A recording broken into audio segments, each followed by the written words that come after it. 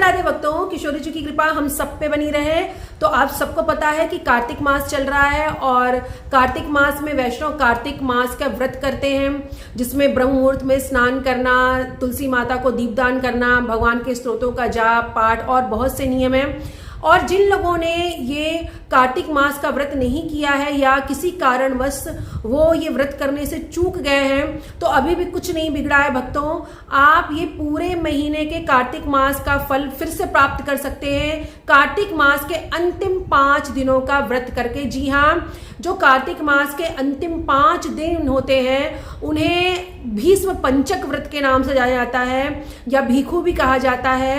इन 5 दिनों में आप व्रत करके पूरे जो भी कार्तिक मास के नियम है, इन 5 दिन में उन नियमों का पालन करके आप पूरे 5 दिन पूरे महीने के व्रत का फल प्राप्त कर सकते हैं।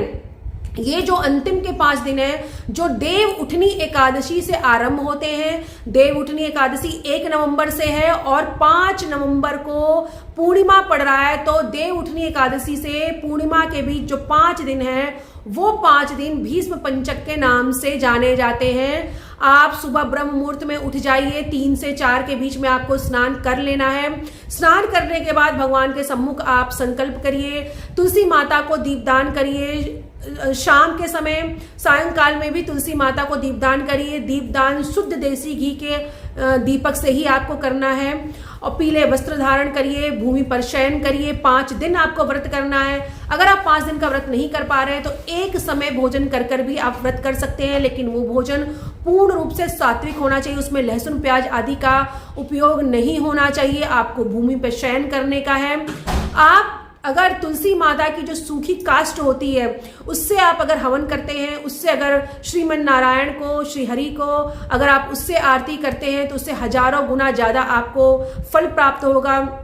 ये जो 5 दिन है इनका विशेष महत्व इसलिए है क्योंकि इन्हीं 5 दिनों में भीष्म पितामह ने धर्मराज युधिष्ठिर को उपदेश दिया था। ये उपदेश 5 दिन तक चले थे और इन 5 दिनों को श्री हरि ने यानी श्री कृष्णचंद्र ने, प्रभु ने भीष्म पितामह को समर्पित कर दिया था। इसीलिए इन 5 दिनों को भीष्म पंचक के नाम से जाना जाता है।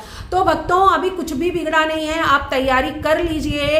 ये अंतिम के 5 दिन जो है आप पूर्ण श्रद्धा भक्ति से भगवान का व्रत करिए और कार्तिक मास के नियमों का पालन करिए, तो आपको पूरे मास के जो कार्तिक मास का फल है वो आपको मिल जाएगा।